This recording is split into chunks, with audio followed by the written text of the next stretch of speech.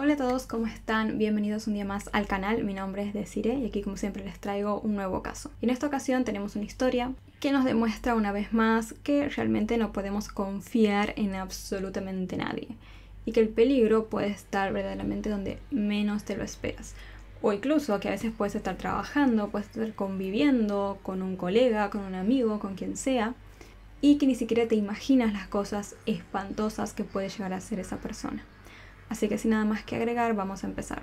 Este es el caso de Jesse Valencia.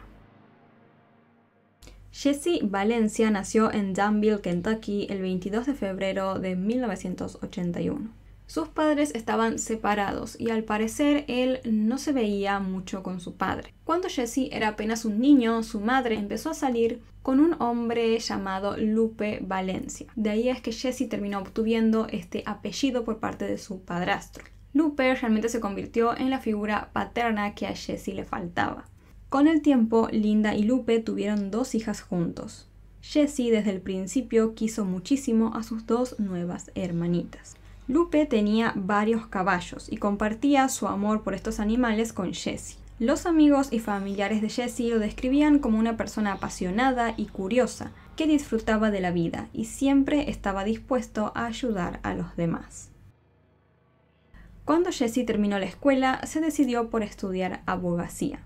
A sus 23 años se encontraba cursando el 3er año de esta carrera en la Universidad de Missouri. Esta universidad, conocida como Mizzou, tenía alrededor de 30.000 estudiantes de diferentes partes de Estados Unidos y otros países.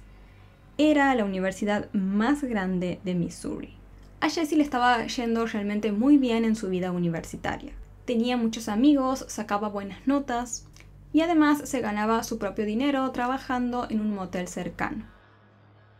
La noche del 4 de junio de 2004, Jesse trabajó en el motel como cualquier otra noche. Después de terminar su turno, se fue a una fiesta en el campus de la universidad. Allí bebió y se divirtió mucho. Nada estaba fuera de lo usual. Durante la madrugada del 5 de junio, varios estudiantes de la Universidad de Missouri se encontraban regresando a sus hogares después de la noche de diversión del viernes. Aunque aún no había amanecido, como aquella zona universitaria era conocida por ser muy segura, todos los estudiantes caminaron tranquilos de regreso a sus hogares en la oscuridad de la noche. La realidad era que en aquella área los crímenes violentos eran muy poco comunes. La mayoría de las veces las llamadas a la policía eran por problemas típicos del campus, como por ejemplo ruidos fuertes, personas ebrias o pequeñas peleas. Nadie se imaginaba lo que estaba a punto de suceder. A la mañana siguiente, muchos estudiantes salieron de sus departamentos para comenzar el día. Mientras caminaban por el campus, de repente se toparon con alguien que estaba tendido en el suelo en medio del césped, al parecer desmayado. Algunos de los alumnos se acercaron a esta persona y rápidamente notaron que se trataba de un joven de unos 20 años, pero no estaba desmayado como muchos habían creído inicialmente. El joven se encontraba rodeado de un enorme charco de sangre, lo que daba a entender que estaba muerto. Los estudiantes llamaron inmediatamente a la policía, quienes acudieron al lugar de inmediato. Al principio consideraron que se podría tratar de un trágico accidente. El cuerpo estaba ubicado en medio de 2 edificios. Entonces creyeron que capaz el joven, en estado de ebriedad, habría tratado de saltar del techo de un edificio al otro, pero no lo habría conseguido. Sin embargo, una revisión más detallada de la escena llevó a descartar rápidamente la teoría del accidente. El cuerpo estaba casi desnudo, lo único que tenía el joven puesto era su ropa interior. Además, se podía ver que poseía una herida profunda en el cuello, posiblemente realizada con un cuchillo. El cuerpo más tarde fue reconocido como el de Jesse Valencia. Cuando le realizaron la autopsia, el forense concluyó que Jesse había sido asesinado durante la madrugada del 5 de junio, poco antes del amanecer, es decir, unas horas antes a ser encontrado. Además, se determinó que el crimen habría sucedido en el mismo lugar donde encontraron el cuerpo esa mañana. No había señales de defensa en las manos de Jesse, lo que sorprendió bastante a los detectives en un principio. Sin embargo, esto tuvo más sentido cuando el forense descubrió marcas en su cuello, que indicaban que Jesse habría sido estrangulado. Por lo tanto, con esta evidencia se concluyó que Jesse había sido tomado por sorpresa y estrangulado primero. Después, estando ya muerto o inconsciente, fue que le cortaron el cuello. Las autoridades empezaron inmediatamente a investigar para descubrir quién le había hecho esto tan espantoso a aquel inocente joven. Como les conté, Jesse había estado trabajando en el motel la noche del 4 de junio. Y después de terminar su turno, se había ido a una fiesta en el campus, donde había bebido y se había divertido mucho. Los investigadores revisaron los registros de su teléfono y así descubrieron que Jesse había hablado con un compañero de clase llamado Ed McDivitt a las 3:13 de la madrugada durante un par de minutos. Los detectives hablaron con Ed McDivitt, quien explicó que él y Jesse habían estado juntos durante un momento aquella noche, pero que ya estaban separados cuando sucedió el crimen. Ed afirmó que para el momento en el cual sucedieron los hechos, él estaba en casa con su compañero de cuarto, quien después confirmó esta coartada. Tras quedarse sin sospechosos, los detectives fueron a investigar al departamento de Jesse. Una vez allí notaron que la puerta de entrada del mismo estaba un poco abierta, pero no encontraron señales de algún problema o actividad sospechosa en su interior. Pero sí, después de revisar detalladamente el lugar, hallaron un condón usado escondido debajo de un montón de ropa. Inmediatamente sometieron este elemento a pruebas de ADN. Los resultados de las pruebas mostraron perfiles genéticos de 2 personas, Jesse y Ed McDivitt. Sin embargo, más tarde se analizaron muestras encontradas debajo de las uñas de Jesse y también se envió a este condón a un segundo análisis. Así se descubrió que había un tercer perfil genético en el condón y en las uñas de Jesse, pero no se sabía quién podría ser esta tercera persona. Los detectives, para intentar determinar quién podría llegar a ser esta tercera persona, cuyo ADN había aparecido en las muestras, hablaron con varios amigos de Jesse y pidieron que por favor cualquier persona que pudiera tener información sobre la noche del crimen se presentara a declarar. Fue entonces que un joven llamado Andy Schemerhorn reveló información que terminó siendo crucial. Según Andy, durante el último tiempo, él y Jesse habían estado teniendo una especie de relación casual. El joven contó que en una ocasión particular vivieron una experiencia inusual juntos en el departamento de Jesse. Era medianoche y Andy y Jesse estaban en la cama compartiendo momentos de pareja, cuando repentinamente alguien llamó a la puerta.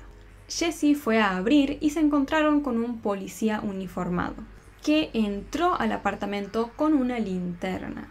Andy, temeroso y sorprendido por la presencia de un oficial, se tapó con una sábana. El policía, al ver esto, les indicó que continuaran con lo que estaban haciendo.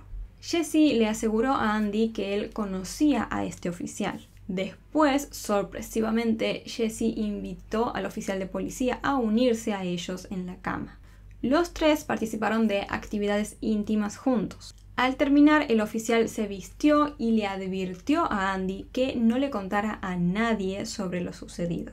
Después de eso, el policía desapareció tan repentinamente como había llegado.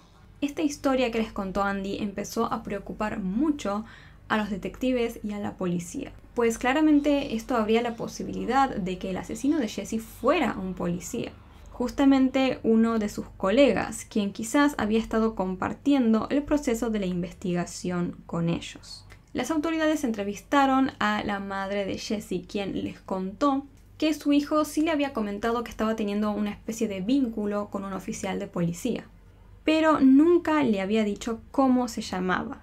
Es más, era probable que ni siquiera Jesse lo supiera. La madre de Jesse también contó que durante el último tiempo su hijo le contó que sentía que el oficial lo estaba acosando, pero que no sabía si realmente era así o si él estaba exagerando. Tras escuchar todo esto, los investigadores le pidieron a Andy Schemerhorn que fuera a la estación de policía e intentara identificar al oficial en cuestión. Sorprendentemente, mientras caminaba por los pasillos de la estación de policía, Andy vio a un oficial y no dudó en señalar que ese era el hombre con el que él y Jesse habían compartido aquella noche. Pero, ¿quién era este sujeto? Andy, en la estación de policía, había señalado a Steven Ríos, un joven de 27 años, quien era un oficial de policía con 3 años de experiencia en Colombia. Steven estaba casado y además era padre de un bebé recién nacido. Sus compañeros lo consideraban un miembro muy valioso y respetado en el departamento de policía. Por su parte, sus superiores confiaban plenamente en sus habilidades y creían que tenía un gran futuro en su carrera. La noticia de que Steven había estado relacionado de alguna manera con Jesse sorprendió enormemente a sus colegas. No querían ni pensar en que él pudiera haber sido responsable del crimen. Jesse y Ríos se habían conocido aproximadamente 2 meses antes del crimen en una fiesta a la que Jesse asistió.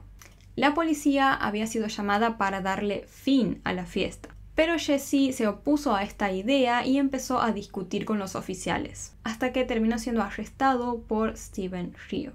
Este fue el inicio de una extraña relación entre ellos dos. Steven Ríos llevó aquella noche a Jesse a la estación de policía, pero durante el camino le hizo varias preguntas personales. Al día siguiente, Steven se presentó en el apartamento de Jesse diciéndole que tenía que hacerle más preguntas, pero en realidad claramente tenía otras intenciones.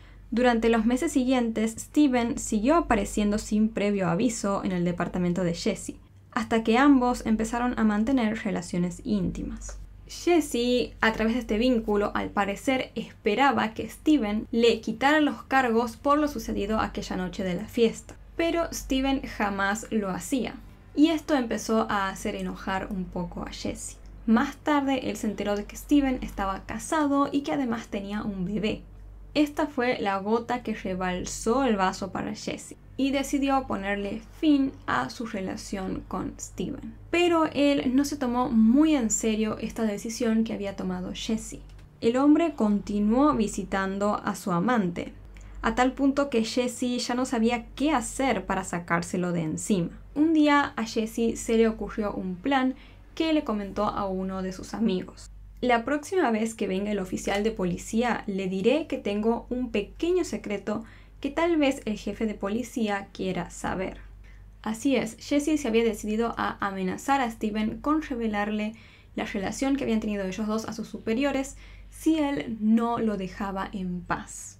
Después de enterarse de todo esto, los agentes de policía llamaron a Steven Ríos para ser interrogado.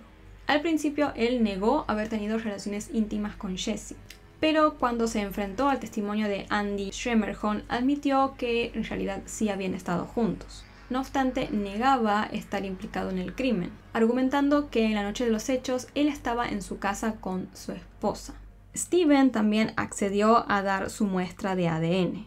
La misma luego se comparó con las muestras encontradas debajo de las uñas de Jesse, y el resultado fue impactante.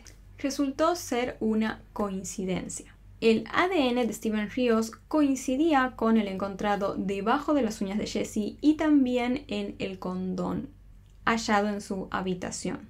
De esta manera se identificó a este tercer individuo que aparecía en las muestras y que hasta el momento se desconocía su identidad. Sin embargo, este hallazgo no demostraba necesariamente que Steven Ríos estaba implicado en el crimen. Solo demostraba efectivamente que él había participado en actividades sexuales con Jesse. Por lo tanto, después de tomarle las muestras y de interrogarlo, Steven Ríos fue liberado. Pero pronto un nuevo examen de autopsia revelaría datos sorprendentes. Al revisar nuevamente el cuerpo de Jesse, el médico forense notó moretones en su pecho y entre sus omóplatos. Esto indicaba que él había sido sometido a una técnica de estrangulamiento llamada inmovilización vascular unilateral del cuello, diseñada para hacer que la persona se desmaye en segundos. Los detectives pronto descubrieron que Steven Ríos había completado el curso de estas tácticas, lo que aumentó las sospechas en su contra. Además, en esta segunda autopsia se encontraron diferentes cabellos color oscuro que no le pertenecían a Jesse y que muy probablemente le habrían pertenecido a su agresor. Se le realizaron pruebas de ADN a estos cabellos y finalmente estas muestras coincidieron con las de Steven Ríos. A pesar de tener ya pruebas contundentes en su contra, Steven Ríos siguió negando cualquier implicación en la muerte de Jessie. Pero más tarde se descubrió que él realmente no había estado en su casa con su esposa en el momento en el cual sucedieron los hechos, como él había dicho en su primera declaración, ya que salió a la luz que hubo un periodo de 45 minutos en el que nadie sabía en dónde había estado. En base a toda esta nueva información, se elaboró una teoría de lo que pudo haber sucedido a la noche en la cual Jessie fue asesinado.